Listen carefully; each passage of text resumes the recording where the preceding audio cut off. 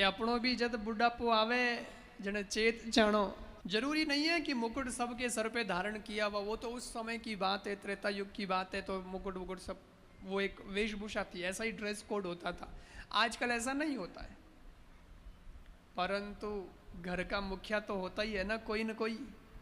तो जब घर के मुखिया को उम्र आ जाए कि अब नहीं भैया अब तो उम्र आ गई है, पर तो ही वो दुकान धंधो फैक्ट्री ऑफिस हैंग माथे नजरा गड़ान राखे, आप रे हाथ में चाबी राखे, तो वो ने कहवे कथा कि हमें बुढ़ापो आएगो है, थोड़ा हाथ पगी नहीं अंबड़े, चाबिया कई अंबाड़ो, हमें छोरा ने हुपो एन थे वो जाओ फ्री।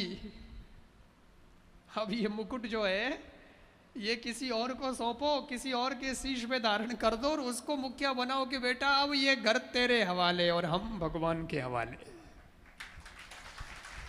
एक उम्र आने पर ऐसा कर देना चाहिए। क्योंकि देखो मैं आपको एक बात बताऊं, मौत जब आनी होती है तो वैसे तो मौत कभी भी आ सकती है, मौत है, लेकिन अगर उम्र के हिसाब से आए तो 4 घंटियां मौत की बचती हैं और फिर वो आती है, कह के आती है कि भाई अब आ रही हूँ अब आ रही हूँ। तो मौत की 4 घंटियां बजती, उसमें पहली घंटी बजती है काले बाल सफेद हो जाते हैं।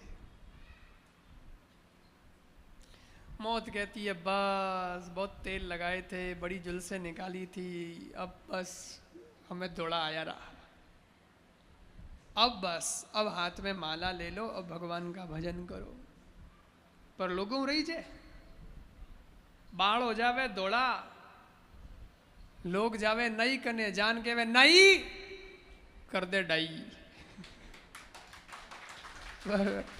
वापस सफेद के काले करवा देते। भगवान ने सफेद किए, इन्होंने फिर काले करवा दिए। अच्छा जो आते हैं वो तो फिर सफ़ेद ही आते हैं उम्र के बाद, आप फिर काले करवाते हो फिर सफ़ेद आते हैं। तो ये आपको चक्कर पड़ता है तो मैं तो कहता हूँ एक काले रंग का डिब्बा ही पी जाओ, लेकिन एक रहता है कि सफ़ेद आ गए अब अच्छा नहीं है। लेकिन आपको एक बात बताएं, सफ़ेद रंग जो है वो शांति का प्रतीक है। सफेद रंग शांति का प्रतीक है। पुराने जमाने में युद्ध होते थे तो युद्ध ऐसे रात को नहीं होते थे, दिन में चलते थे। तो शाम का जब समय होता, सूर्यास्त का समय होता, तब सफेद ध्वज आसमान में यूं लहराया जाता ताकि सबको पता चल जाए, सेना वगैरह को, सबको भाई सफेद ध्वज लहरा दिया, अब युद्ध विराम कर दो, अब शांत हो जाओ। दूसरा, अपने यहाँ साउथ में गुजरात में भी चावल बहुत खाते हैं, साउथ का तो मुख्य भोजन है चावल। और अपने मारवाड़ में पापड़ सबसे लास्ट में आता है, वो थोड़ा क्रीम कलर है लेकिन सफेद जैसा भी मान लिया। तो इधर तो चावल, उधर अपने पापड़। और गुजरात में तो मैंने देखा है लास्ट में दाल चावल परोस देते हैं, फिर खत्म। अगर दाल चावल परोस दिए तो इसका मतलब ये हो गया कि हमें आप शिरोनी मांग सको। एक संकेत है, इशारा है कि अब आप जो है मिठाई नहीं मांग सकते, खीर मालपुआ नहीं मांग सकते। चावल परोस दिया है, इसका मतलब पानी का गिलास ही आएगा हाथ धोने के लिए। चावल का रंग है सफेद। और अपने मारवाड़ में अगर पापड़ परोस दिया है थाली में तो इनो मतलब वो है कि हमें शर हो गयो है कि हमें हाँ चलू करो, पापड़ पर दियो बचे कहीं चीमो। और इधर सफेद बाल, ये भी सफेद। और ये कह रहे हैं कि जैसे चावल सफेद परोस दिए तो फिर दूसरा कुछ नहीं, अब हाथ धोना है, थाली को हटाना है। और वैसे ही सफेद बाल कह रहा है कि राजा साहब आप तो राजा हैं, भोग की कोई कमी नहीं है आपके पास, लेकिन अब सफेद बाल आ गया है, इसलिए भोग की थाली को ठुकराओ और भगवान की माला हाथ में उठाओ। एक घंटी बज गई जो ये सचेत करती है कि हमें भगवान की ओर अब लगना चाहिए। पर आदमी सचेत हुआ नहीं। पहली घंटी बज गई, कोई फर्क नहीं पड़ा, तो दूसरी घंटी बजी।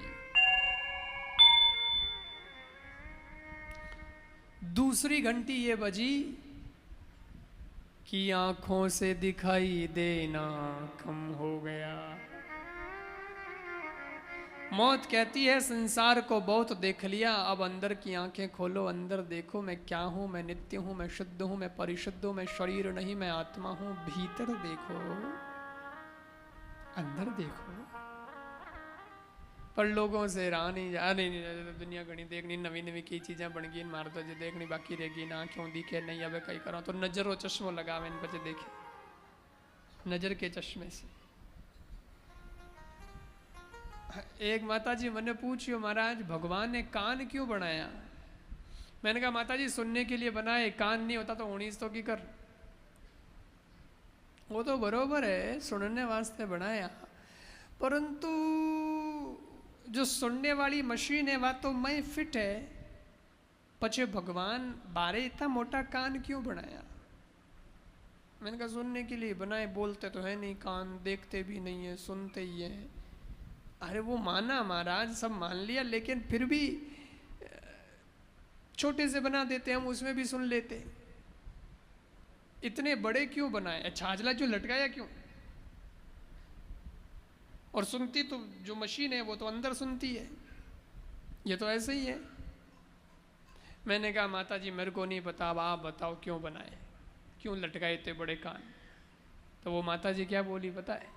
कि भगवान ने ठाओ कि आप बूढ़ी हो जावेला, मैंने आँख क्यारी रोशनी कम कर दूंला, आ मारी बात नहीं मानेला, चश्मो लगावेला, नजरो तो लटका ही कठे है।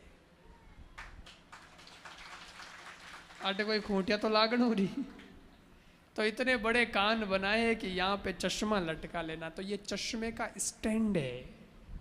मैंने कहा धन्य हो, क्या दिमाग लगाया है। कितनी तरीके से यूज करते हैं लोग कान को। पेन लटकाएंगे कान में, चश्मा पहनेंगे तो वो कान में लटका देते हैं, कुंडल कान में, अंतर वंतर जिनको लगाने का होता है इत्र वगैरह के भाई, तो वो रुई लगा देते हैं कान में। और हाँ, ये कोरोना में मास्क आया तो उसको भी लटकाया कान में, तो बापड़ो कान तो स्टैंड ही जे।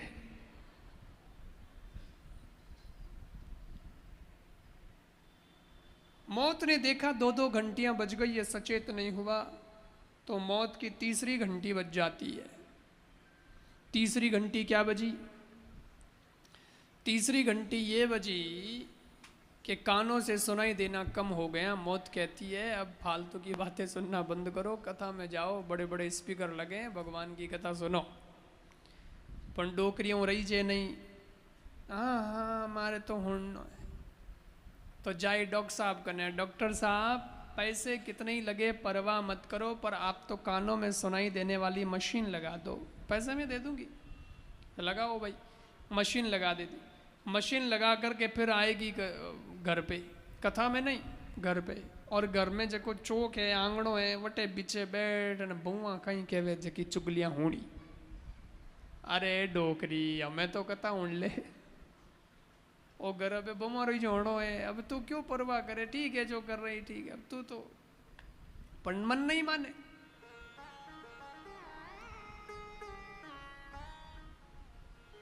मौत ने देखा 3-3 घंटियां बज गई है, सचेत नहीं हुआ जीव, तो मौत की चौथी घंटी बज जाती है। चौथी घंटी क्या बजी? बोले 32 दांत बारे, लो गणेश तिलिया लड्डू खाया, अब खान दिखाओ, अब दांत बिना तो खाए नहीं जाए। मौत कहती है हल्का भोजन करो, भगवान का भजन करो। 32 बाहर निकल गई, पर लोगों रही जे कोनी जीभ रो स्वाद है पाचा जाए डॉक्टर साहब कने, डॉक्टर साहब आप मेरे है ना नया 32 का सेट बांध दो। नया सेट बंधवा देते हैं, इतना अच्छा बंधवाते हैं कि पहले पीछे फूट रो लागे, बढ़िया लागे। और पचे मैं कई दादा दादी ने देखिया हूं कि वे नयो 32 रो सेट बंधा ना आवे घरे एने छींक आवे दांत बारे वाणा पोता पोती वाणा दांत ही ढूंढता रहे, दादा आपके दांत उधर पड़े थे, दादी थारो सेट बाथरूम में पड़ी हो। दो आगे वापस लगा लेंगे लेकिन भगवान का वजन नहीं करेंगे। 4-4 घंटियां बज गई, ये व्यक्ति सचेत नहीं हुआ तो फिर 5वां घंटा बज जाता है। 5वां घंटा क्या बजा? बोले राम नाम सत्य है, अब मैं कहीं करी अब मैं तो जाई, आखिर तो टिकट कटना ही है। आया है सो जाएगा राजा रंग फकीर, कोई सिंहासन चढ़ चला कोई बंधा जंजीर। इसलिए इस बात को याद रखिएगा, एक दिन आएगा कि हम सबकी अखबार में फोटो छपेगी। आजकल सोशल मीडिया पे आता है, लेकिन एक कॉलम फिक्स होता है अखबार में, शोक संदेश का कॉलम। वो फोटो तो छपेगी लेकिन वो हम नहीं देख पाएंगे। फोटो अपनी होगी और अपन ही नहीं देख पाएंगे, क्योंकि अपन चले जाएंगे तब पीछे फोटो छपेगी कि फलान जी आज चले गए। परंतु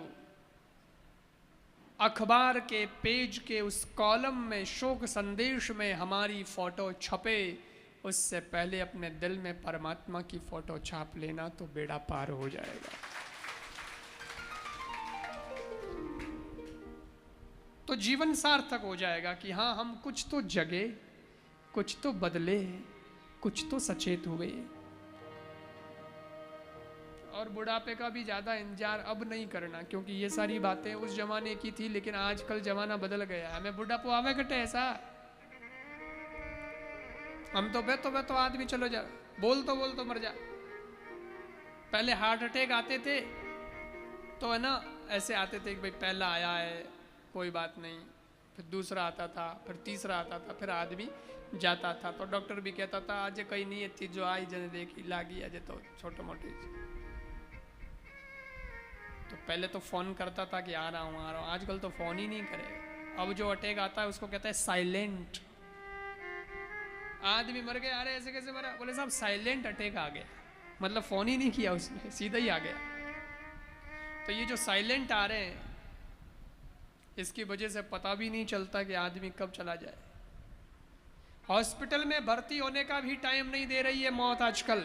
सच ये है कि आजकल हॉस्पिटल में भर्ती होने का भी टाइम नहीं मिल रहा। आजकल तो आदमी बैठे बैठे बातें करते करते ही चला जा रहा है। एक तरह से देखा जाए तो अच्छा है कि सेवा वेवा करनी नहीं पड़े, वही निवड़ियो। लेकिन दूसरी तरह से देखो तो बड़ी चिंता की बात है कि जिसे अभी और जीना था वो आदमी यूं चला गया। और लोग कह रहे हैं बाद में भगवान का भजन करेंगे। कब करेंगे?